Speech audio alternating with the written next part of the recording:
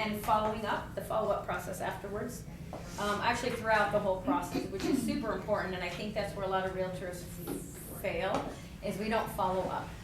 So we're gonna go into that, the last portion of it, but on your handouts today, it just talks about how we market our listings, because there's a bunch of different ways, and so you don't have to follow this step by step, but you're gonna incorporate into your process what works best for you.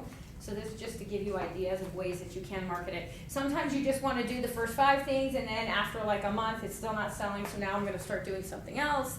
You've got to change it up. You don't just market at the beginning and then you just sit. You have to constantly keep redoing things. So a large portion of a listing agent's job is to market the property. Besides cleaning, decluttering, staging, professional pictures, and putting on the MLS, here are going to be some ways that you can market your property. So professional photos. I can't urge you enough to hire a professional photographer. Not only do they make the inside photos look great, but they can, make it a sunset sky. If you're missing lights, like on your carriage lights, they could put another one in there. They're not photoshopping it, they're just adding, but if you want to have it virtually staged, which I forgot to put on here, you can. It's a little bit expensive, but then having it professionally staged is like 3 times the amount. But sometimes you just need that to fill that empty space, and you have to know your property. If it's a 1,100 square foot house, I wouldn't say you pay for the staging, but you can always virtually stage it. But sometimes homes sell better vacant than they do with anything in there, because the more furniture you add, the smaller that house looks. So you don't want them to walk in and go, oh, this is too small. It's almost best to smaller homes, just let them be the way that they are. But in professional photos, you're going to take them before you go live on the MLS. But if you're sitting a month or 2, consider retaking those photos with different angles and different room, things. Because you might hire a different photographer as well, because everybody's got a different eye. But there's a reason that the house is sitting, and it's usually not because of something that you've done. It could be the location, it could be the price, it could just be the upgrades or the condition of the home. But your job is to market it in its best light. And sometimes that requires, the pictures a couple of times to do that. You can do drone. I like the drone. I'm picky about which ones I do the drone on, but I like to do an overview above the house and everything's grayed out, and then just the actual house, so I can see the footprint of the house. I'm like, oh, I like it. But I can also see how far it is away from parks and walkways and things. I like the ones that where you take a drone and you can see the whole valley, and they've got a view that shows you the view. Because sometimes when you're standing in the house and you're looking out the window, it's not as impressive if you were like just hovering atop of the house and seeing the view that they actually have. Because we do have, if you do have ones that you take a listing that has the 3rd story, not the balcony, but the upstairs. Top deck? Yeah, the rooftop deck. Those are great to get a drone from, because then they can see, 360 what they're seeing from up there. So that's a good one too. Matterport tours, awesome. You'll see those Matterport tours when you're visiting new homes, but on their websites. They'll do them when you show the picture of the house and you're in the kitchen, and they have those circles that you just zoom and zoom. But you can go up and down and around, so pick your house wisely. Don't do a Matterport tour on everything.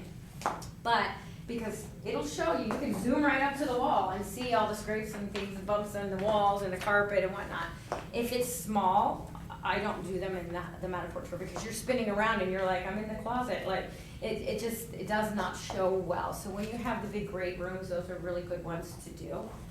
And then we have coming soon videos. I always do one of those, and I'll post it. Like if I know I'm getting my listing, I'll take a picture of the front, I'll take a picture of the back, and then I'll do like Sean did, where you connect the photos and just say coming soon.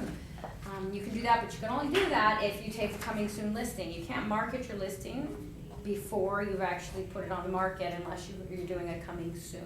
So watch that too. So you have to do the paperwork for coming soon, which again, if you're coming soon, how many days before it automatically just goes on the market? Okay, 30 days. So when it's a newer thing for all of us, within the last year or so, this coming soon. Some of us love it, some of us hate it. But if you do a coming soon, you don't really have to tell them what dates you're putting on the market. You can just say coming soon, and it could be tomorrow, it could be in a week, it could be in 30 days. But at that 30-day mark, it's going on, whether you're ready or not. So you better be prepared to know. If for some reason you're getting close and that seller's like, nope, I just had my water heater burst, I have to, okay, you need to withdraw it, because it's not gonna be ready, because it's gonna hit the market. So you can do coming soon videos for that. I make a personal property website, and you can do that through List Reports. Those are great too, because then you can add QR codes on your flyers, on a sign writer, and so if somebody's driving by, they can scan the QR code, it'll bring it to this property website, it's branded to you, it's branded for the house. That's a great one to do. You can post that website on all your social media. Videos. Videos are awesome, and I suggest you do a video, at least 2 videos for every listing that you have. When you hit the markets, you know, if you, a couple weeks in, if you don't have, you know, any activity again, do another one. I like to do community one. I start at the house, say this house is on the market, and then I go into the community, I go through the neighborhoods, right down the street from such and such restaurant, whatever, and I'm taking video and pictures and putting it all together, and then I end back at the house again. So if you would love to live by all of these things in this area, here's the house for you. So think about something like that. Then the just listed videos, kind of the same thing. Really important when you're doing videos and posting them, your keywords and your hashtags, because even if you post, like do a video like this and you post it on YouTube, you're gonna want to put a description in there, and Amy's gonna go into this tomorrow, but like where do you put it on the picture and then the tagline? I don't know much about it, but if you say Summerlin, South Summerlin, Centennial Hills, you're gonna get a lot of hits, so it's gonna be posted everywhere, and it's gonna draw, those words are gonna draw them to your videos. So don't just say house for sale in Las Vegas. Say Centennial Hills, say, you know, Summerlin, like it will bring those people that are looking for those specific areas right down to your video. Then I do just listed postcards, which I did for almost all of my listings. Even if they sold fast or went under contract fast, sorry, thought I shut that off. Even if they went under contract fast, I do the just listed postcards to the neighbors. Because I want to try to get sales.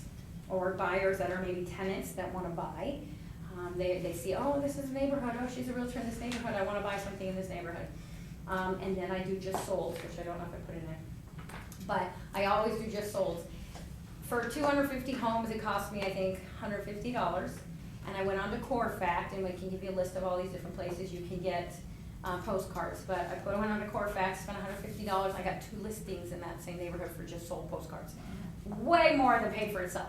Again, if you've got like a younger, more modern neighborhood, they might not be looking at the mail, but this was a kind of like 50 and above. It wasn't an age-restricted neighborhood, but it just was the demographic of that neighborhood. And so they look at them. They look at the mail. I look at the mail. My husband does not look at the mail. Like he just throws everything away. It just looks like something I don't want to open. And so he just throws it away. But I myself look at the mail, maybe because I'm a realtor, and I'm always taking those realtor cards and I'm stacking them because I'm like, what did they do? So use other people's, you know, examples.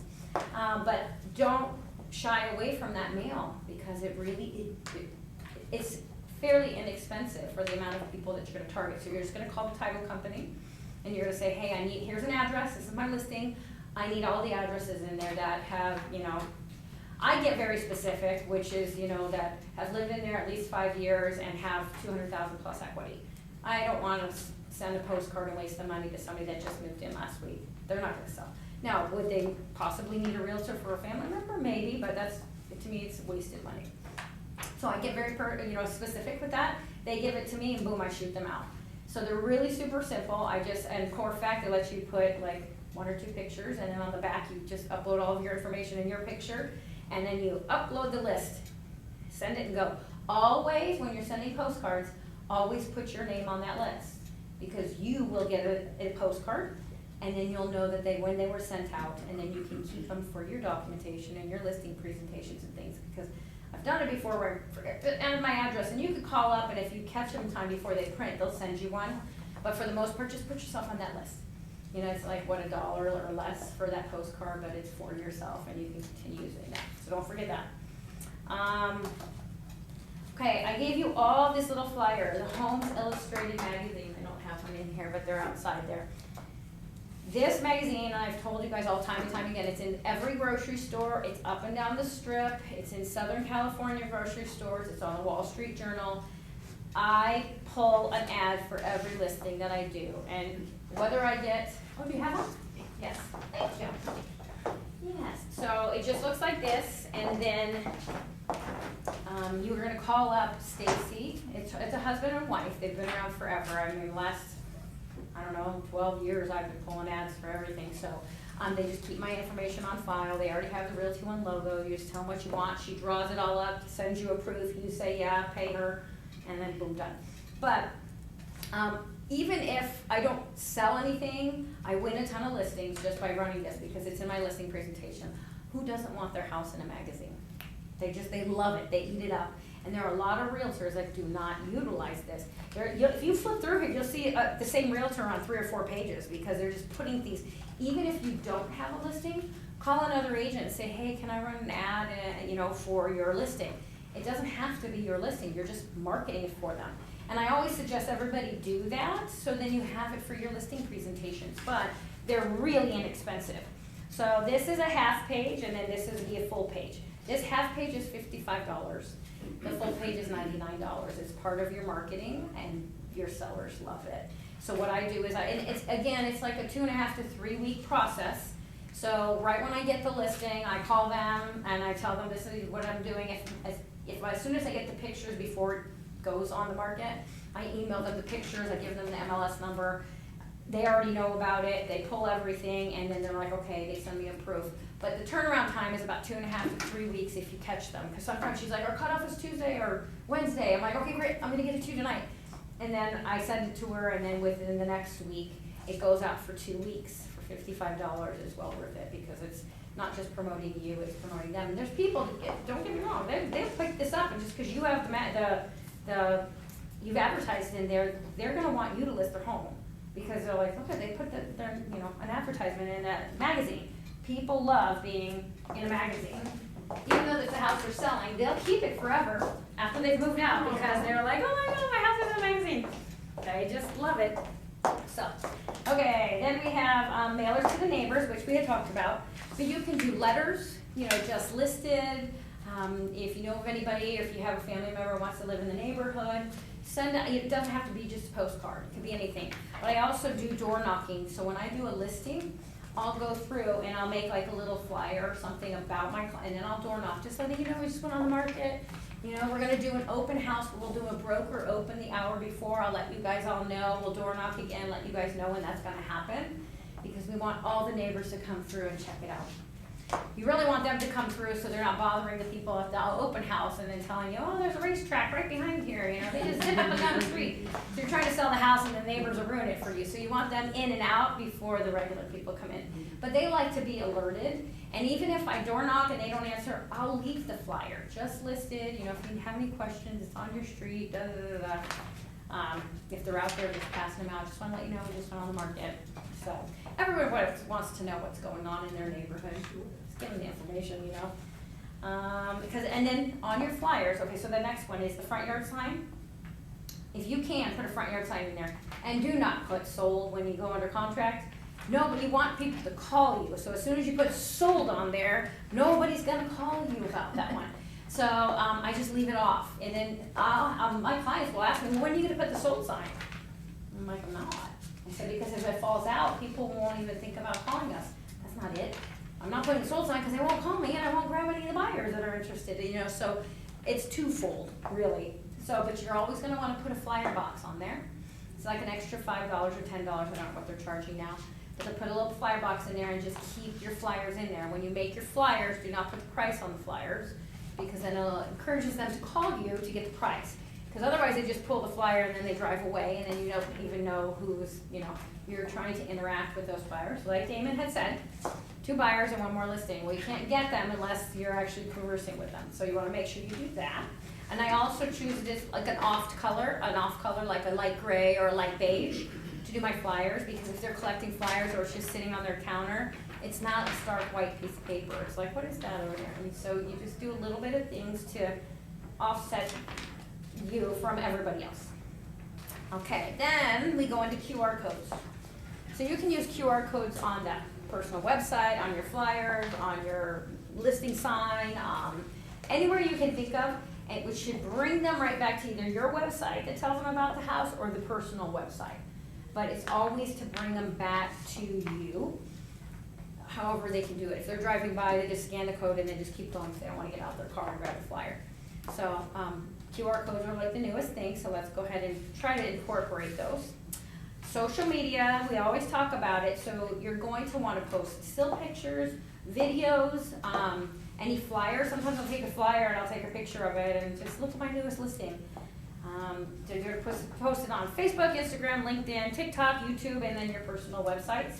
You have a Realty One website that you were given for free, and everybody should set that up. It's super simple. You can change the banner pictures in there, and it rotates like 5 or 6 different pictures. I always start with one it's black with the Realty One logo, and it's kind of like fireworks, it looks like, and then it transitions into all these really nice houses. But it links to the MLS, so your listing will be on there. Anything you sold will be on there. And then if they want to continue searching, they're going to search through your website. That's completely free. You can pay for your own websites as well. It all links to the IDX, and so it's just bringing them right back. You want to keep them on your website and on your stuff to get to you. You don't want them to click off of anything. So, open houses. So I personally have always allowed other agents to do open houses on my listings, because there's only one of me, and I can't do an open house every single day on each listing. So I use other agents. It's great if you can get Realty One agents, but I also open it up to other brokerages as well. It's free advertising. I mean, your contacts and your social media are different than yours and yours and yours and yours. So the more agents I have doing open houses, they're gonna post open house this Sunday, and it's gonna go to their people, and then someone's gonna do one the next day, open house, and then boom, everybody, my house is getting promoted everywhere. You'll get people that'll say, hey, can I take video and just incorporate that? Sure, go right ahead. But just make sure that your seller's okay with that. And I really only do video and stuff on vacant homes, because some sellers are like, I don't want people to know what stuff I have in the house, or so just always check with your seller. But for the most part, get as much advertising. And I tell them that during the listing. I will have multiple agents in here taking video and photos and promoting it on their social media, so we get out everywhere. Are you okay with that? And they'll say every room but this room, and then I'll put a little sign, no videos of photography in this room. So, but just that way they feel like they're getting what they asked you to do. The AdWorks. Has anybody heard of AdWorks? Yep, so there are these little ads, like when you're on your email or whatever, and you have these ads like shoe ads and house ads or whatever, those little ads, you can buy a zip code and they just rotate. You can put a picture of a house or like yourself and promote yourself on there. I used to do it many years ago. I don't know what the price is, but it's fairly inexpensive, and they do it a month or two, whatever you pay for, and then you kind of like reserve that zip code. So you can do something like that. Taylor Morrison would do. Yeah, on that little say, how in the heck are they on my thing? I couldn't figure out. And if you click on, like, if you're just searching, next thing you know, you're like, in your email, and you're like, what is that? So you just, all of a sudden, everything starts popping up on there. So So be careful around Christmas time. Christmas is Then really you find big. out what everyone's shopping for. Oh. Yeah. So that's a good one too. Then there's something called Zip Your Flyer. Has anybody heard of Zip Your Flyer? Okay, so it's a really good source. There's multiple companies that do it, but I'm familiar with Zip Your Flyer. But you pick zip codes that you want to send to other realtors. So I think it was like, I just looked again today. So if you wanted all of the Las Vegas Valley and Henderson and Boulder City, it'll send out to 7,900 realtors for $72. And it goes for two weeks, I think. Or no, it goes once. I think it goes out once, which might sound expensive, but you're going to the other realtors. So my thoughts are, I never did it for realtors here. Did you pull it up? No, but I'm getting something from PDX Flyers. Is that? I get it too. Yeah, okay. So there's a bunch of different companies that do this. So I'm just on their list, maybe for being on. Yeah. As soon as you become a realtor, you're on everybody's list. So. Yeah, like the open house, I got that too, so I think they just send them to all the agents. But these ones are like actual houses or resales. Oh. Yep. So and there's a whole scroll of them of all resales. Heather? They're all like just different resales. Yeah, PDX Flyers. So. Yeah. I don't know. This one is It just seems for like, similar to that. yeah, so this is just for this property. So what you would do is go in there and design the flyer. You put like the main house and then a couple of different pictures, and then you would say, I wanna buy this zip code, this zip code, this zip code, cause you might just wanna buy the zip codes around you, or you wanna buy the whole valley. But here's my thinking is, I really don't do Zip My Flyer for this state. I do Zip My Flyer for like California. So if I have like a $2 million listing, I'm gonna buy the zip code for San Diego and wherever I think people are moving out of that are higher end, coming to market that property. Because I'm gonna list it here on the MLS and every licensed realtor is gonna get it. Now, are they gonna see it? No, not unless they have somebody that's looking in that price range. It's gonna go out to those people. So if you just wanna kind of like, hey, realtors, it's out there, you can pay for it. It's a great marketing tool. You tell your clients, hey, I put it on this, and it goes out to 8,000 realtors locally, cool. But my thinking is if they're here and they were looking for it, they'd see it anyways. So I use Zip My Flyer for other states. There's something to think about. And then you're gonna make sure all of these these websites below have the correct information. Zillow, Realtor.com, and Trulia, because this is what everybody's checking. And Zillow is known to not transfer the information properly from what you put on the MLS to the Zillow site. So you're gonna go in there and start your account for Zillow, and then when you've got a listing, it'll say, is this your listing? Yes, and then you're in there able to correct anything that they've messed up. So make sure you do that, because if you don't, your sellers get angry, and then they're marketing something that's not. It's a one story, but they said it was 2-story. It's got 3 bedrooms, they said it had 4, so now people are calling you, because you're a listing agent, yelling at you. So speaking of Zillow, it was told to me that when you do pay extra, like I think it's $75 to do the Matterport, that's additional. And what happens is automatically it links with Zillow and you get shown more. You have to look into that because Zillow has their own Matterport people. And they will only post their Matterport people. I don't know if they've changed that, but you'll get shown more if you use their Zillow people to come out to do it. You can't use regular Matterport people, like you can't use Virtuance or whatever. So, yeah, that was So, not look correct into that. information. Yeah, I mean, it will. If you have a Matterport on there, you will get shown more, but it has to be done by their Matterport. So just double check. I don't know if they changed that recently. Okay, that's good to But know. yes, that's how they get around it, and they start making you use Zillow people. And how do you find Zillow people? It's on their website.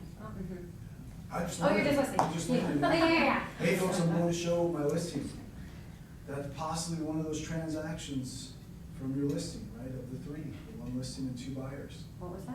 I'm going to show my listing to a buyer. Oh, Yeah, yes. all right. Reached out Yes. online. Awesome. Yeah, Mhm. there you go. Yeah, that's what I said. And That's then- what we're yeah. talking about, make it happen, don't Yeah. talk about it, Yeah, make it happen. Yeah, we're talking about the follow-up now too. Good job, David, go get him. Good. You guys wanna come on, let's I'm do in it. class right now. He's trying to pull you all out of my class. We're learning. So Okay. funny. Now, are you going to give that to them? Not Then yes, competitive or they'll go. anything. Then I say run. But, okay, so now we're gonna go on to the follow-up. So I put an electronic lockbox on every single one of my listings. So it's very, very important that you guys do purchase those electronic lockbox because it gives you so much information. It tracks who's in and out of your property. The minute somebody puts their information into that box, boom, you get a text and an email, tells you their name, their brokerage, their email, their phone number, what time they've accessed that box. If they open it, take the key out, and then shut it, go in and view it, and then open it again, it's gonna alert me that they've actually opened it a second time to put the key back so I know how long they've been in the home. So I tell my sellers they were in there 9 minutes. I don't know, that's usually not a great sign that they love the house, but they were in there 38 minutes. They probably were reviewing it twice and they really love the house. So I always follow up. So what I do with my follow-up, I tell my sellers, I'm not here to annoy you, but I know I wanna keep you afloat of what's going on. So whenever somebody is in your home, that night, I will call back around 5 or 6 o'clock just to follow up with everybody that's been in the house, and then I will call you. If you don't hear from me, it's because nobody viewed your house that day. Because otherwise you're calling, nobody came in, nobody wants to hear it, nobody came in. So if Wendy didn't call, then nobody came in to view my house that day. So just keep that in mind. But if I call them and say, great, we had 2 showings today, the first one didn't answer the phone, didn't call me back, but the second one said this and this. So then I give you a list of things to ask them. I'm like, okay, hey, hi, this is Wendy Scheller from Rosie One Group. I saw that you viewed my listing today at 3:30. I was just wondering what you and your buyers thought. And they're like, oh yeah, they really liked it, we're still looking, it's our first day out, and they're not pre-approved yet. Well, that's good information to tell the seller, so they're not like bothering, what happened to the people that came by on Monday? Because they'll do that. And they weren't pre-approved, so we're just waiting. And then they're like, why do they take them out if they're not ready? Because people need to see, sometimes they need, we don't encourage that, but that's how some realtors do their job. But then I'll say, how did your buyers like the property? What stood out the most to you and your buyers? Super important question, because then I can give it back to the seller and say, hey, they all keep mentioning this problem that we have, or they all really like this portion of it, the pool or the countertops, or, I just want to get something, what do they like? Because as realtors, we're like, okay, what did you think of the home? What about the floor plan? What's your favorite part of it? Those are the things you ask every time you show in a home, so you get an idea of what your clients are looking for. So I always ask, what stood out the most? And then I say, will they be making an offer? You want to know, that's what you're calling for, because also if you have multiple offers, I call even the day that I'm going to review. I say, hey, we're reviewing offers on Friday. Please have all offers in by 11 o'clock. And if somebody viewed it at 8 o'clock in the morning, I'm calling them, we're reviewing offers at 11, will you be making one? If not, okay, I'll move forward. If so, what time do you think you'll get that to me? So you kind of just want to keep, an idea of how many people are going to be making offers. So don't be afraid to ask them, are you going to be making an offer? Even if they're like, well, they're just okay, well, will you be making an offer? Just want to let them know, not at this time, or I think we will, that way you have something to give back to your seller. And then I always say, okay, realtor to realtor, how do you think the pricing is? I always ask them. I don't know them, I don't know how well they are, involved in the business, but I still want to know if they're viewing it, what they thought. They're like, oh, it's underpriced, they loved it, then I might consider, holding tight at my price when I do get offers, so, or hey, it's overpriced because the one down the street this, or I just sold that. It's good information that I might not have, so I can relate to my seller. Hey, just so you know, they compared us to this, and we're $20,000 higher, so you might want to consider a price adjustment. So don't be afraid to ask what they thought about it, because we're all just grasping at straws here when we're pricing. That's all we're doing is like, well, it looks like on paper this is where we kind of fit in, and upgrade to upgrade or whatever. So if somebody, enough realtors tell you, it's a little high, then maybe you consider giving them that information to reduce it. And then I always ask them, is there any feedback that I can give my sellers from you guys? You as a realtor, your buyers, what are your thoughts?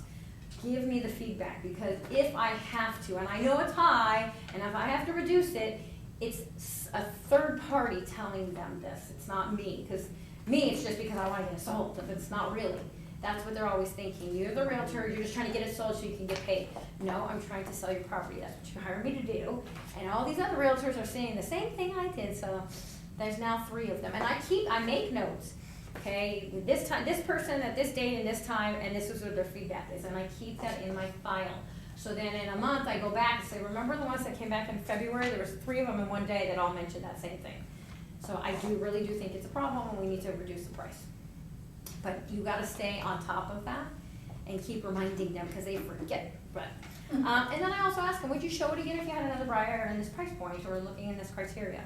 Because I want to know if they're like, no, it's really not something, like what is it that's bothering you, so I can give that to them too, because you're probably not the only one that's going to have a problem with whatever it is. So I like to know their information.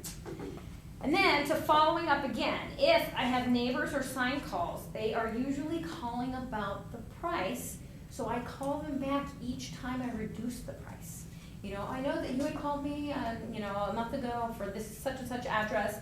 At the time, the price was this, but we had a price reduction, so I just wanted to let you know, because they're not going to inquire about it again. They inquired once, and they think that's the price forever, and it's not, always. So always just call them back. And then sometimes you'll get Californians that saw your property on Zillow, and then they'll call Realtor.com or something like that. So I always call them back like 2 or 3 times. Like, hey, just touching base, you had called me a while ago about my listing, we had a price adjustment, just saw if you found, I was wondering if you found anything, are you gonna be in town, I'd love to show you this home, so at least you have something to compare things to, but now you can gain a buyer, like David was saying, they're calling for something, and if they're calling you, it's because they don't have a realtor that's going to call you, or they're going around the realtor, which usually they're doing that because they don't wanna be with a realtor. Or they're thinking they're gonna get some huge discount because they don't have a realtor. So either way, but just keep following up with them. Just again, even if you have to leave them a voicemail, just, hey, just following up again, letting you know, you had called me about this address in Las Vegas and we reduced the price, just thought I'd share that with you. Leave it at that. But always make sure you follow up with everyone. We get lazy and we'll call, they don't answer, we're like, okay, whatever. Sometimes it takes 2 or 3 times of calling before you can get them on the phone. So you're gonna leave a message each time so they get used to hearing your name, and then might get used to seeing your phone number. And then, one time they're gonna pick it up, or they're gonna ignore you, like, oh, that's our realtor again. But you're just gonna keep calling. They called or inquired about your property, so it's not like you're cold calling. They contacted you, so don't be afraid to contact them back. But we all get lazy and, yeah. So other than that, I don't have any more. Does anybody have any questions about anything else? Yes. For asking the follow-up from the showing agent, do you always call them or using the showing time? No, I call them. Oh. I love to communicate one-on-one, because they might say, we really liked it, but it's out of their price point by $10,000, but I just wanted to show them, and like, no, make us an offer, like you, but if they had no intention of making an offer, because they already thought, could be a newer agent that's afraid to kind of push the boundaries, and you just wanna tell them, or you know your seller's willing to go down, and they'll say, hey, I'm willing to go down, let's just try it up here. Well, you could have just let them walk away when we could really make something like that work. So I always follow up. I always call them. I only use showing time for them to book the appointment. I don't use showing time for anything else. I don't even know if mine is set up to ask for the feedback. Because sometimes you'll get, because I'll go online, say you have a listing. I'll go online and it says showing time on the MLS. So I'll click the little button and then it pops up a whole thing and it says make an appointment, how much time, 15 minutes, and you hit submit. Sends it to you and it says, will you allow the showing? You hit yes and it sends me an email and text that says you've been confirmed. So then I go there, and after my showing time, like say I was scheduled for 2 o'clock, at 2:15, I'm getting emails and texts.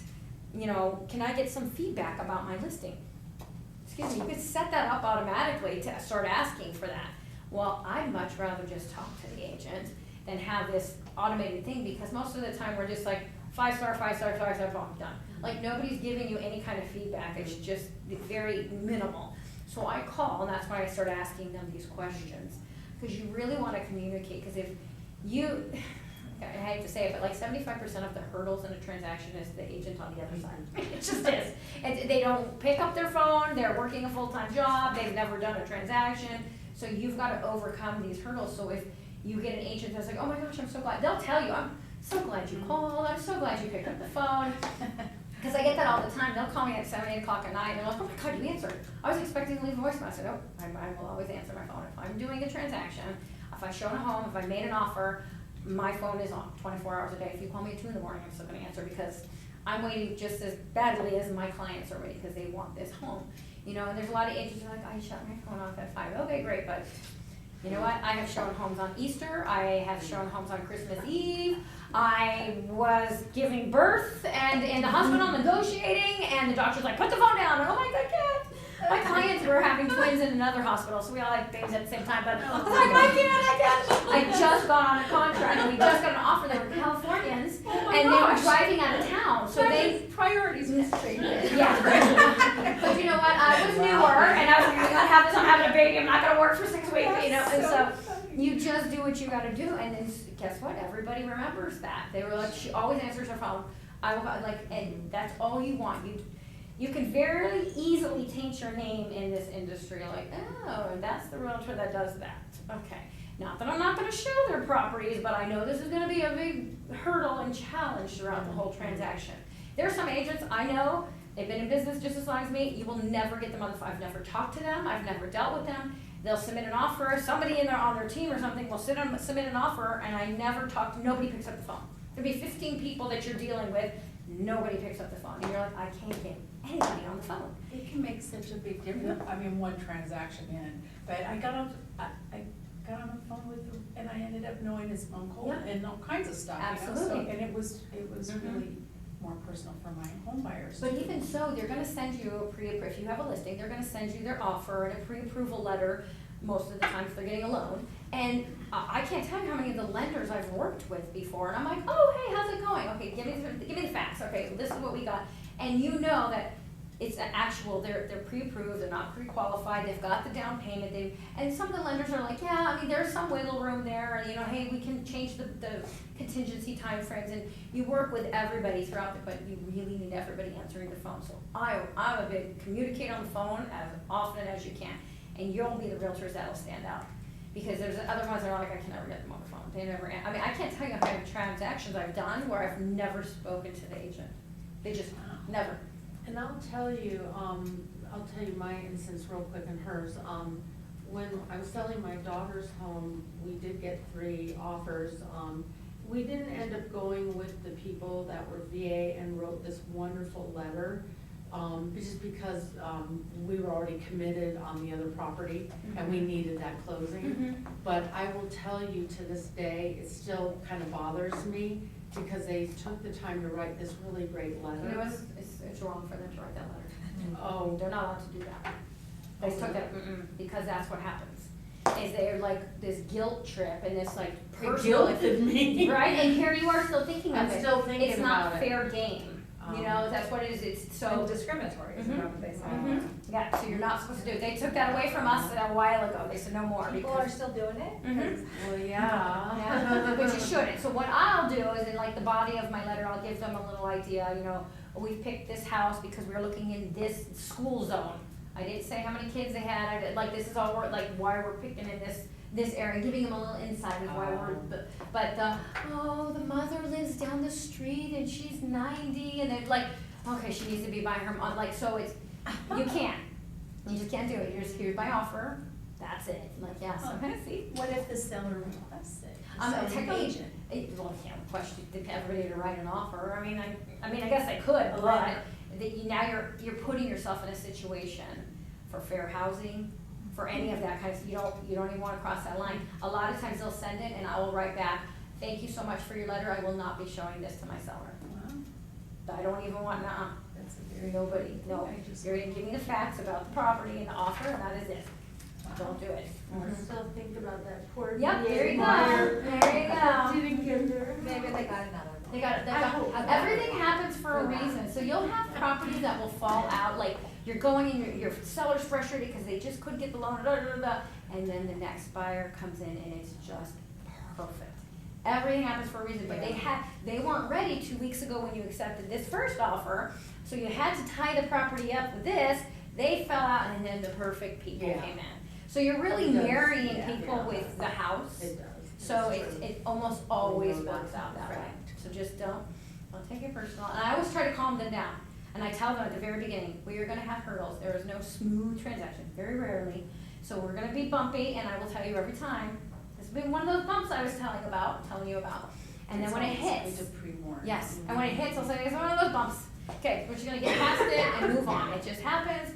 And then I say, don't get so mad. Well, I wanna take their earnest money, I wanna do, you know what? They're in the contingency timeframes, there's no reason to even fight for it, let's move it on, release it, and then let's keep going. Like, just, you've gotta shut it down, because that anger will just keep going and going and going. And they'll still talk about it, and, 3 months later, but, okay, it's over, don't worry about it, we got the perfect people for your house, so you just have to calm them down the whole way, but, those letters are tricky, because look at what it did to you.